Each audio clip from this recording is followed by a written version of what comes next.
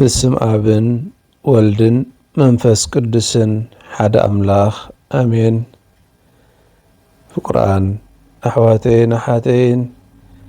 لومي سالساي معالتي نباب مزقب هايمانوت مرتكات الكويت بيتخرسيان أب عامت إنا نجمر زلونا لومي نتي زحالف خلطة معالتات زنبمنايو حصر بزبالي إلامؤو انتاي مخانو صمو قابلنا كنرئينا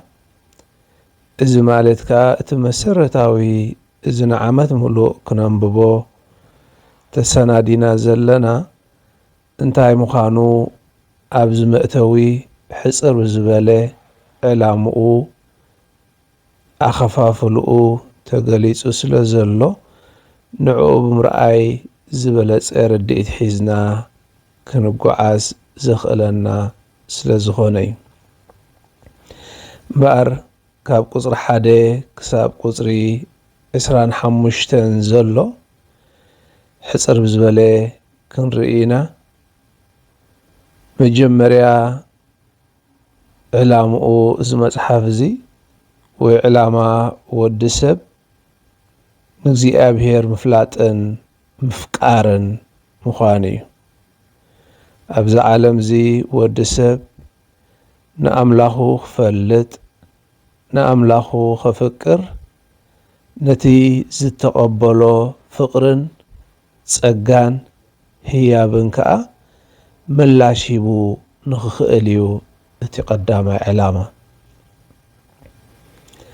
بقرا أب قصر حادي كساب قصر سلسة زلو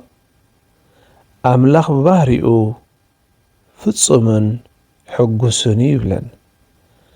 نسب كاب هيوتو تلاعيلو مسؤو نايزل عالم هيوت ككافل فتارو بار أبزن قصر زيئن اتي حياونتن فتصمنتن بهري أملاخ حقوس مخانون نعنا ندق سابات كا أبتحاقوسو تساتف تخنكوون أبتحياونتو كابتحياونتو تلعيلو كمزفت أرنا زال عالماوي ورشا كنكافل كمزفت أرنا دما ينقرنا تقند حساب بأرابزي قدامو تابزن قدامو سلسة قصر رهبو نحنا نأملاخ كنفولتو كنفقرون كنقلقلون إلنا زتفترنا مخانا يقلصلنا تتلقونا تلقو كريستوس نخلهم سبات ولد أملاخ ما انتو خونو حواريات وانجيل نخصبكم خمز الأخم كله عليه تود سب دما نتي نأملاخ قال بمسمع ولدن مخان زحاريوم زحارينا مخانو يقلصلنا أبتو خاب قصري 4 كساب 10 زلو بزعبات ترجم تمرت خريستوس زقلصي إذا خفال زي تمرت خريستوس ويت كاتيكيز نبلو انتاي ماليت مخاني قلصلنا بهصانتنا تمرت خريستوس ناتمهارنا ابينا إذا تمرت خريستوس انتاي مخانو منالبات ابت هصانات كلنا اتصولوتات ترجمه ينردو نخون كنصنعو ግን ንግደድ ነርና ኣብዚ ኩነት እዚ እቲ ኣገባብ እቲ ንመሃሮ እንታይ ምዃኑ ብዝግባእ እንርዳኣሉ ምዃኑ መግለፂ ይህበና ባዕድ ዝኽፋል እዚ ከምቲ ዝበልናዮ እንታይ እዩ እቲ ትምህርቲ ክርስቶስ እንታይ ማለት እዩ ዝብል እቲ ቀንዲ ሓሳቡ ትምህርቲ ክርስቶስ ማለት ይብለና حقتات ممهار تراي زي كونس نسبات مس إيسوس كريستوس ኣብ ናይ ፍቕሪ ሕብረት ንምእታው ዝግበር ጻዕሪ ይብለና። ስለዚ ኣፍልጦ ደርሊብካ ብዙሕ ሸምዲድካ ጥራይ ዝሕለፍ ዘይኮነስ እንታይ ደኣ ምስ ኣምላኽ ሕብረትን ፍቕርን ንኽህልወና ዝገብረና ዝሕግዘና ዝመርሓና ዘታትየና ሓደ ህያብ ይብሎ ወይ ድማ እቲ ትምህርቲ ክርስቶስ ንብሎ ዘለና ኣብቲ ፍቕሪ ኣምላኽን ኣብቲ ሕያውነት ኣምላኽን ንኽትህሉ ዝግበር ጻዕሪ እዩ ይብለና። ስለዚ ነፍሲ ወከፍ ሰብ ንመዝገበ ሃይማኖት ንትምህርቲ ቤተ ክርስቲያን ከጸንዕ ከንብብ ከሎ ዝያዳ ፍልጠት ንምድላብ ጥራይ ዘይኮነ ፍቕሪ ኣምላኽ ብሕያውነቱን ምሕረቱን ምስኡ ድማ ከመይ ገይሩ ሕብረት ከም ዝገብር እናሓሰብና ክንገብሮ ንጽዋዕ ማለት እዩ። እቲ ታሪኽ እንተርእይናዮ ቤተ ክርስቲያን ካብ ግዜ ሐዋርያት ጀሚራ ክሳዕ ሎሚ ንእምነት ንምምሃር ወትሩ ቀዳምነት ከም ትብ ኩላና ንፈልጦ እዩ። ስለዚ እቲ ብሐዋርያት ክስበኽ ዝተጀመረ ሎሙ ከዓ ናባና በፂሑ ዘሎ ቃል ቅዱስ ቃል ከመይ ኣቢልና ክንፈልጦ ክንርድኦ ክንነብሮ ከም እንኽእል ዘርድኣና ሓሳብ እዩ። ስለዚ እቲ ታሪኽ ናይ ቤተ ክርስቲያን ካብ መጀመርያ ጀሚሩ ክሳዕ ሎሚ ንህዝባ እንዳምሃረት እቲ ቃል ኣምላኽ ኣብ ኩሉ ክሰፍሕ ከምቲ ጎይታ ዝኣዘዘና ቃላ ከተስፍሕ ቃል ኣምላኽ ከተስፍሕ እትቃለሶ ዘላ እዩ። ስለዚ እዚ መዝገበ ሃይማኖት ከዓ ሓደ ውፅኢት ናይዚ እዩ። ምክንያቱ ቤተ ክርስቲያን እታ መሃሪት ኣካል ስለ ዝኾነት። ቀፂልና ኣብቲ መቃቕላ ናይዚ መዝገበ ሃይማኖት ሕፅር ሕፅር ዝበለ ኢና ክንርኢ ከይነውሕ እውን ኣብቲ ብዝርዝር ከዓ ክነንብቦ ስለ ዝኾንና እቲ መዝገበ ሃይማኖት ብምሉኡ ኣብቲ ካብ ቁፅሪ 13 ክሳብ 17 ዘሎ እንታይ እዩ ዝምህረና ዝመዝገበ ሃይማኖት ኣብ 4 ኣዕኑድ ዝተመቕለ ወይ ድማ ዝተሰረተ ምዃኑ እዩ ዝገልጸልና። እቲ ከምቲ ዝበልና እዚ ከዓ እቲ ቤተክርስትያን ብንጹር ክትምህረሎም ንምሉእ ዘበናት ክትምህረሎም ዝጸንሐት ኣገባብ እዮም። ስለዚ እዞም 4 ኣመቃቕላ ወይ ድማ ኣብ 4 ሰረት ገይሩ ዝተመቃቐለ እዩ ክንብል ከለና ዝመዝገበ ሃይማኖት እቲ ቀዳማይ ብዛዕባ ጸሎት ሃይማኖት እዩ the creed። እቲ ካልኣይ ከዓ ምስጢራት ቤተ ክርስቲያን the sacraments። እቲ ሳልሳይ ክፋል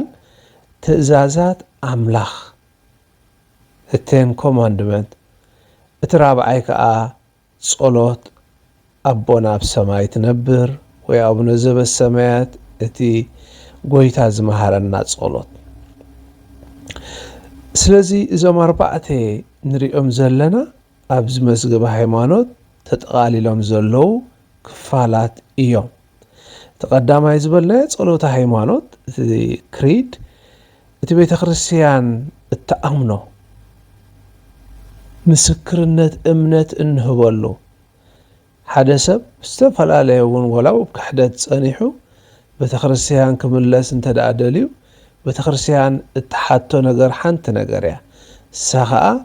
እታ ጸሎት ሃይማኖት ብምልኣት ክደግማ ይኽእል ዶ ወላ ኣቡናት ክቕብኡ እንተደኣ ኣብ ገለ ኣጋጣሚ ተሳቲፍና ኮይና እንታይ እዮም ዝደግሙ እንተደኣ ኢልና ጸሎት ሃይማኖት ተተኣምኖ። ምክንያቱ ጸሎት ሃይማኖት ጽማቕ ናይ ኩሉ ቤተ ክርስቲያንና ተኣምኖ ትምህርቲ እንተደኣ ህድእ ኢልና አንቢብናዮ በብሓደ ቃል እንተደኣ ዘርዚርና ርኢናያ ጸሎት ሃይማኖት ኩሉ እቲ እምነትና ከም ካቶሊካውያን ንኣምኖ እንብሎ ነገራት ኣብኡ ኣብ ጸሎት ሃይማኖት ተጠቃሊሉ። ስለዚ እዛ ጸሎት ሃይማኖት ዓባይ ጸሎት ናይ ተኣምኖ ጸሎት ምስክር እምነት እንህበላ ጸሎት እያ ስለዚ እቲ ቀዳማይ ክፋል ብዛዕባ እዛ ጸሎት እዚኣ ንሕና ደቂ ሰባት ነዛ ጸሎት እዚኣ ከመይ ጌርና ኢና ብዝግባእ ጸሊና ምስ ኣምላኽና ክንራኸበሉ ንኽእል መንገዲ ትሕብረና ኣብ ቀዳማይ ክፋል ብዛዕባ ጸሎት ሃይማኖት ኢና ክንርኢ እቲ ካልኣይ ክፋል ምስጢራት ቤተ ክርስቲያን ዝብል እዩ ቤተ ክርስቲያን ብሸውዓተ ምስጢራት ዝቆመት እያ እዞም ሸውዓተ ምስጢራት ከም መስኖ ኮይኖም ናብ ኩሉ ኣማኒ ናብ ኩሉ ልቢ ኣማኒ ተዘርጊሑ ዛራ ጸጋ ኣምላኽ ዘመንጭውልና እዮም ምክንያቱ ብጥምቀት ክርስትና ንቕበል ብሜሮን ሓይሊ ንረክብ ትብዓት ንረክብ ቅዱስ ቁርባን ዝተሳተፍቲ ኣብ ስጋኡን ደሙን ንኸውን ብንስሓ ንህይወትና ካብ ዝገበርናዮ በደል ናፃ ሓራ ንኸውን ብምስጢረ ቀንዴል ንሕማምና መድሃኒት ንረክብ ብቓል ኪዳን ጸኒዕና ኣብቲ ክርስቶስ ዝሰርዖ ናይ ዘለዓለማዊ ኪዳን ንነብር ብክህነት ከዓ ነቲ ዝተዋህበና ኣገልግሎት ብዝግባእ ንኽነገልግል ሓይልን ትብዓትን ረኺብና ፍሉይ ፀዋዕታ ተቐቢልና ክነገልግል ንዕደም ስለዚ እቲ ካልኣይ ክፋል እምበኣር ኣብ ምስጢራት የቕረታ ኣብ ምስጢራት ዘተኮረ እዩ እቶም ሸውዓተ ምስጢራት ብዝርዝር እቲ ቤተ ክርስቲያን እትጽምብሎ ናይ ድሕነት ምስጢር ስለዞም ምስጢራት እዚኦም ንዓና ደቂ ሰባት ናይ ድሕነት መንገዲ ዝመርሑና እዮም ስለዚ ኣብዞም ምስጢራት እዚኦም ብምስታፍ ናይ ድሕነትና ዕርቡን ናይ ድሕነትና ውሕስነት ንረጋግፅ ስለዚ ኣብዚ ካልኣይ ክፋል እምበኣር ብዛዕባ ምስጢራት እዩ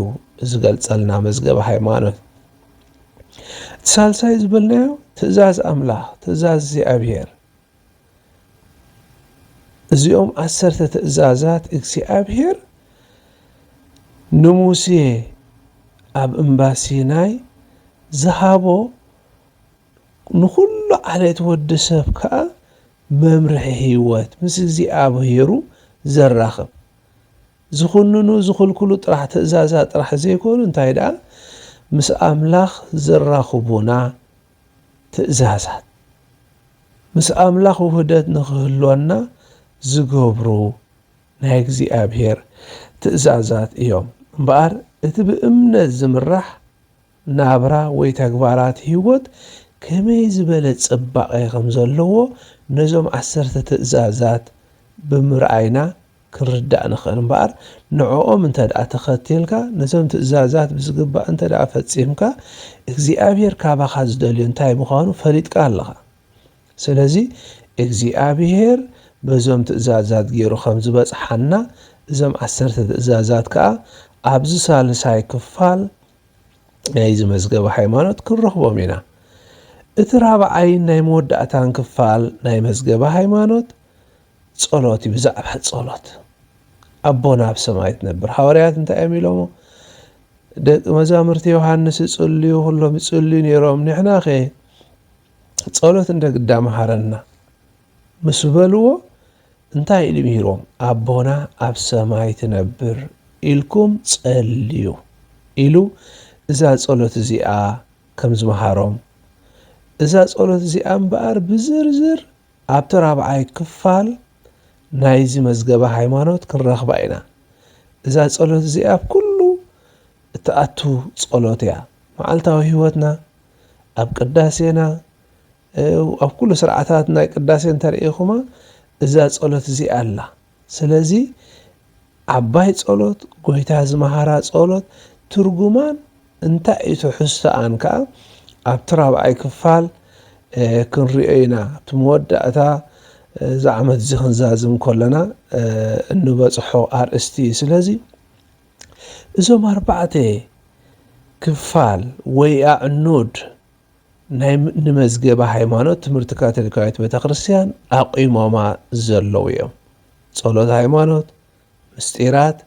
ትእዛዝ እግዚኣብሔር ጸሎት ስለዚ ብኦም ከነስተንትን ንዓና ዝህቡና ጸጋታት ከዓ እናረኣና ክንከይድና ኣብ መወዳእታ ሎሚ ካብ መእተዊ ዝገብሮ ዘለኹ ካብ ቁፅሪ 18 ክሳብ ቁፅሪ 25 ዘሎ ብዛዕባ መምርሒ እዩ ዝዛረበና ናይቲ ማለት ዘንበብናዮ መምርሒ ኣጠቓቕማ ናይዚ መጽሓፍ እዚ ከመይ ክኸውን ከም ዘለዎ እዩ ዝነግረና ወይ ንመን እዩ ተጻሒፉ ዝብል ዕላምኡ ኣጠቓቕምኡ ብዝርዝር ብንጹር ይነግረና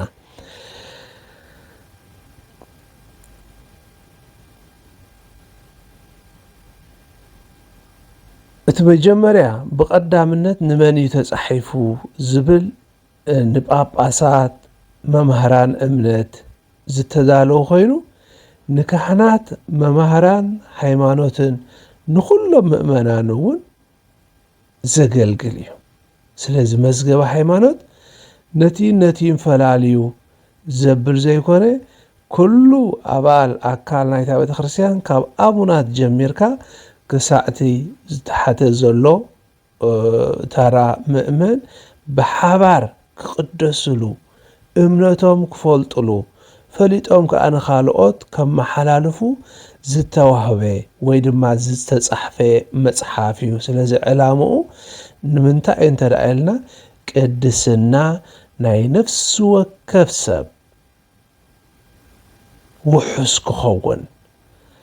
እዚ ትምህርቲ እዚ ከዓ ቅዱስ መጽሓፋዊ ኮይኑ ንቅዱስ መጽሓፍ መሰረት ገይሩ እዩ ገሊኡ ጥቕስታት እንታይ እዩ ዝገብሮ ኣብኡ ከሎ ሙሉእ ዘይኮነ ዝወስዶ ትርጉሙ